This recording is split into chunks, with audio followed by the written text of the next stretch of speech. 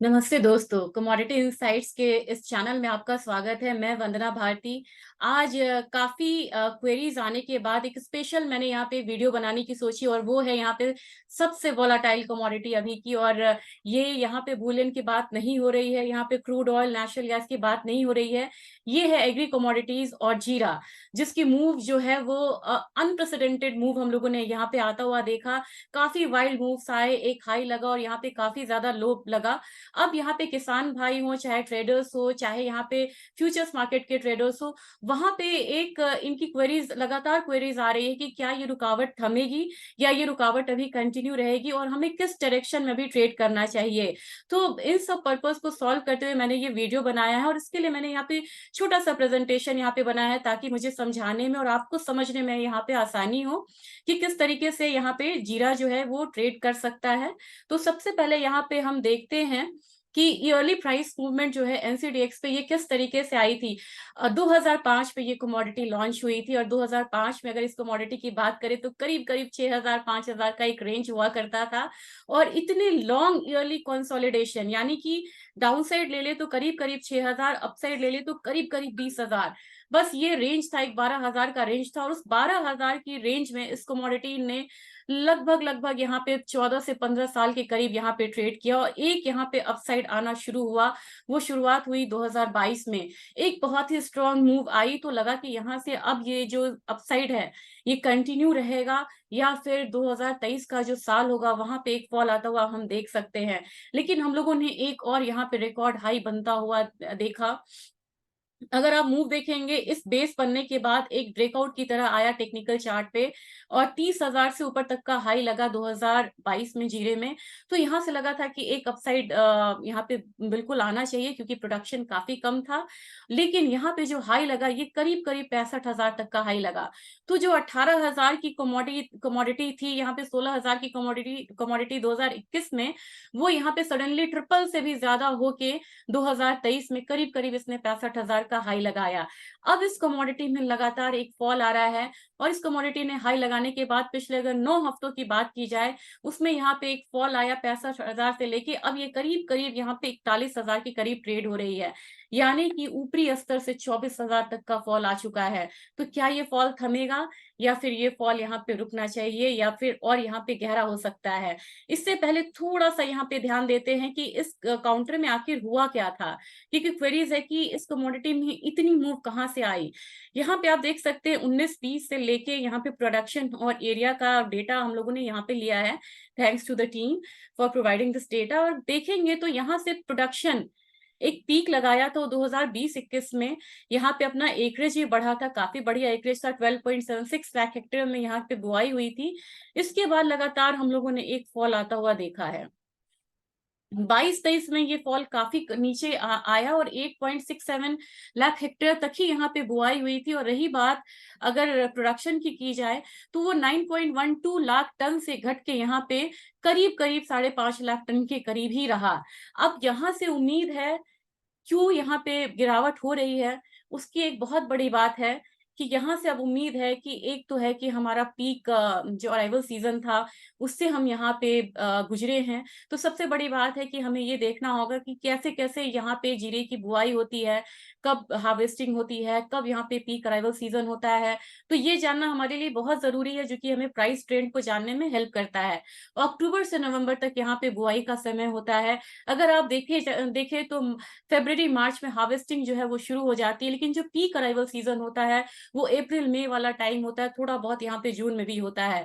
तो अराइवल का प्रेशर यहाँ पे मोटा मोटी अगर हम लेके चलते हैं तो अप्रैल से लेके जून तक बना रहता है, जहाँ पे मेजर फॉल वहां पे देखने को मिलता है। तो इसकी वजह से भी हम लोगों ने एक फॉल आता हुआ देखा हायर साइड टॉप लगने के बाद। दूसरी चीज है कि प्राइसेस इतनी ऊपर चले गए थे कि इंडियन जीरा जो है अनकॉम्पिटिटिव हो गया था इंटरनेशनल मार्केट में, वो पैरिटी बैठ नहीं रही थी। तो एक्सपोर्ट डिमांड में काफी कमी यहाँ पे आई।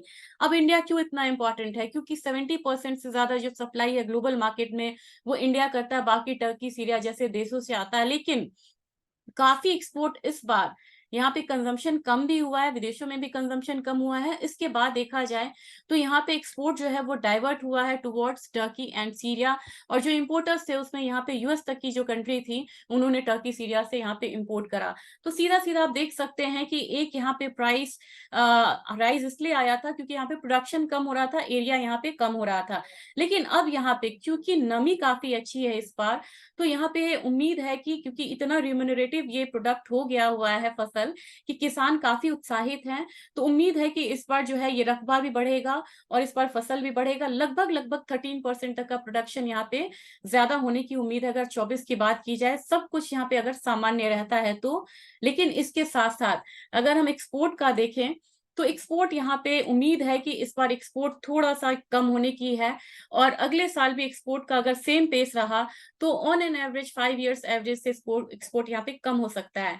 अब चलते हैं एक्सपोर्ट डेटा पे। एक्सपोर्ट डेटा पे ध्यान रखना देना काफी जरूरी है, क्योंकि ये ऐसी कमोडिटी है जिसे हम एक्सपोर्ट करते हैं कंजम्पशन के अलावा, तो वहां क्या पैरिटी मिलती है, वहां की क्या डिमांड है, ये काफी ज्यादा इम्पैक्ट डालता है। ये हमारा जो ग्रीन लाइन है ये आपको दिखा रहा है 5 इयर्स एवरेज, और यही मैं आपको बता रही थी कि अप्रैल मई में यहाँ पे अराइवल्स आने शुरू होते हैं और वहां पे पीक एक एक्सपोर्ट सीजन है वो बनता है, और वहां से एक फॉल आना शुरू होता है। यही फॉल जो है एक्सपोर्ट में ये डिमांड में भी रिफ्लेक्ट करता है और यही प्राइसेस में भी रिफ्लेक्ट करता है। तो अमूमन आप देखेंगे कि जून से जीरा प्राइसेस, जून जुलाई से जीरा प्राइसेस में एक लोअर साइड लगता रहता है और वो नवंबर तक लगता है। ये आगे मैं आपको सीजनैलिटी का प्राइस चार्ट में दिखाऊंगी, बिल्कुल कनेक्ट करके दिखाऊंगी कि एक्सपोर्ट से किस तरीके से मूव आती है। अब रही बात कि हमारा 22-23 का सिनेरियो क्या था, तो ये जो ब्लू आप देख रहे हैं, चार्ट देख रहे हैं, लाइंस देख रहे हैं, ये 22 को दिखा रहा है। तो 22 में जीरा का एक्सपोर्ट काफी बढ़िया था और ये 5 इयर्स एवरेज को लगभग यहाँ पे थोड़ा सा मेंटेन किया था।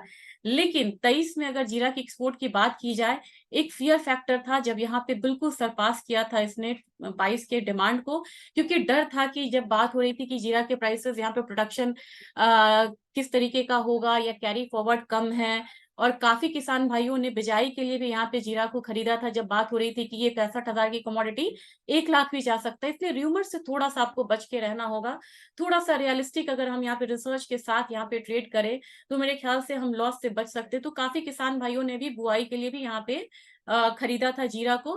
तो यहाँ से लगातार एक पीक बना एक्सपोर्ट में मई के महीने में, उसके बाद लगातार इतनी फॉल आई एक्सपोर्ट में, इसका रिफ्लेक्शन जो है वो प्राइस पे आता हुआ दिखा। कंट्री वाइज अगर देखा जाए, जीरा का एक्सपोर्ट अगर इंडिया से देखा जाए तो सबसे ज्यादा चाइना और बांग्लादेश करता है। लेकिन इस बार यहाँ पे भी जो एक्सपोर्ट डिमांड थी, यानी कि उनका इंपोर्ट का डिमांड इस बार कम होता चला गया, और इसकी वजह से प्राइसेस जो है वो डाउनसाइड है। लेकिन अगर स्पॉट और फ्यूचर्स का कंपैरिजन किया जाए तो फ्यूचर्स मार्केट में जो अभी फॉल आया है ये ज्यादा डीप है, और 2300 प्रीमियम पे यहाँ पे स्पॉट मार्केट ट्रेड कर रहा है। बात रही अगर टर्मरिक प्राइसेस की सीजनैलिटी की करूं, तो ये मैंने आपको बोला था ये ग्रीन वाला 5 इयर्स एवरेज है। इसमें आप देखेंगे कि जब जनवरी से मार्च तक यहाँ तक प्राइसेस ऊपर जाते हैं, उसके बाद लगातार एक फॉल आता है। फिर यहाँ पे जून तक यहाँ पे एक फॉल आता है, जब यहाँ पे अराइवल सीजन हमारा पीक हो जाता है, यानी कि पीक अराइवल सीजन है, मई से लेके जून तक प्राइसेस यहाँ पे गिरते हैं। फिर एक अपसाइड आना शुरू होता है और उसके बाद पीक बनता है कभी भी अगस्त में। इस बार भी इसने अगस्त सितंबर में पीक बनाने की कोशिश करी और वहां से जो फॉल आना शुरू हुआ, तो अब यहाँ पे नवंबर तक ये फॉल कंटिन्यू रहता। तो आपको ये ध्यान में रखना होगा कि अक्टूबर में हम यहाँ पे रिलीफ आता हुआ नहीं देखेंगे।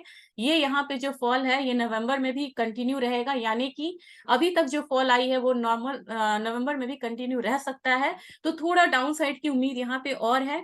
अगर 23 का कंपैरिजन किया जाए तो देखिए कितने अच्छे से ये यहाँ पे 5 इयर्स एवरेज को कंटिन्यू कर रहा है। तो ये जो फॉल है कंपैरेटिवली यहाँ पे ज्यादा कम, मतलब स्टीप नहीं है, इतनी फॉल नहीं आई है।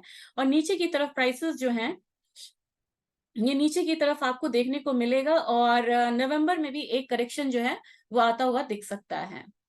अब यहाँ पे मैं ये स्टॉप करना चाहूंगी, मैं आपको सीधा ले जाना चाहूंगी कि जीरा का जो चार्ट है वो किस तरीके से दिखता है और वहां पे प्राइस का जो मूव है वो किस तरीके से यहाँ पे आ सकता है। तो ये थोड़ा सा हम कह सकते हैं कि हम प्राइस आउटलुक की तरफ यहाँ पे हम बढ़ रहे हैं। तो अगर देखा जाए, अगर मैं कंपैरिजन करूँ तो एक मैं वेबसाइट यहाँ पे खोलना चाहूंगी। ये अपना investing.com है, इसको आप रेफर कर सकते हैं। यहाँ पे अगर मैंने वॉच लिस्ट में जाके अगर मैं यहाँ पे जीरे के प्राइस चार्ट को खोलूं, बने रहिएगा यहाँ पे, ये हमारा जीरा का प्राइस चार्ट आ गया।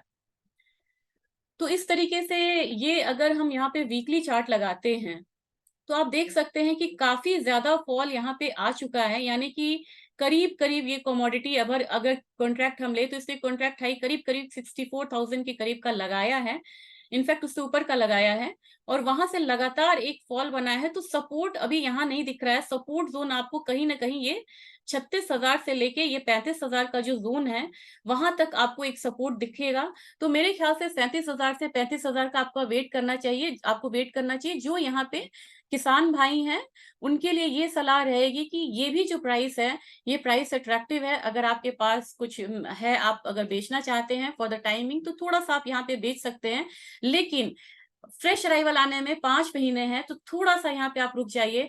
नवंबर में एक बार 35,000 से 37,000 का लो बनता है, वहां से एक अपसाइड आता हुआ दिखेगा और उसको यहाँ पे सपोर्ट करेगा। वेडिंग डिमांड आएगा, हमारा सीजनल डिमांड आएगा, और उस समय हमारे पास कैरी फॉरवर्ड यहाँ पे कम है।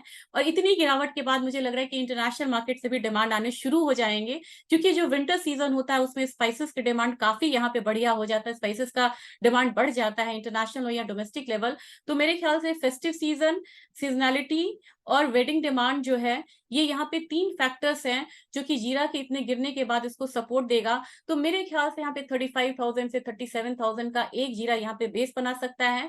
और अगले अगर मार्च तक की बात की जाए तो अपसाइड मुझे लगता है फिर से 45 टू 46,000 तक का देखने को मिलेगा, यानी कि 45-46,000 बिल्कुल रियलिस्टिक टारगेट लेके यहाँ पे हम चल सकते हैं जीरे में। और मेरे ख्याल से आपको करेक्शन का वेट करना चाहिए। जो ट्रेडर्स हैं वहां पे वो इंट्राडे स्ट्रैटेजीज यहाँ पे फॉलो कर सकते हैं, और जो यहाँ पे किसान भाई या ट्रेडर्स हैं उनको यहाँ पे वेट करना होगा। करीब करीब 37,000 35,000 तक का मुझे लग रहा है कि एक लो यहाँ पे लगाना चाहिए, और फिर सीजनैलिटी को फॉलो करते हुए ये 45,000 46,000 जाएगा। और जो बढ़त का महीना है जिसमें ये बढ़ेगा, ये दिसंबर जनवरी फरवरी मार्च, यानी कि 4 महीने हैं। तो पीक अराइवल से पहले एक बार जीरा आपको फिर से फ्लेवर देना चाहेगा अपसाइड का, लेकिन इस बार जो अपसाइड है वो यहाँ पे लिमिटेड होगा। तो दोबारा मेरे ख्याल से यहाँ पे 60,000 65,000 50,000 के लेवल्स की उम्मीद करना थोड़ा सा यहाँ पे ज्यादा हो जाएगा। रियलिस्टिक टारगेट लेके चलिए और प्रॉफिट को समय से बुक करिए। इसके साथ मैं आपसे परमिशन चाहूंगी, वीडियो के लिए फीडबैक जरूर दीजिएगा। अगर इस तरीके की वीडियोस आपको चाहिए किसी और कमोडिटी पे भी, तो हम शॉर्ट वीडियोस इसमें जरूर बना सकते हैं। Thank you.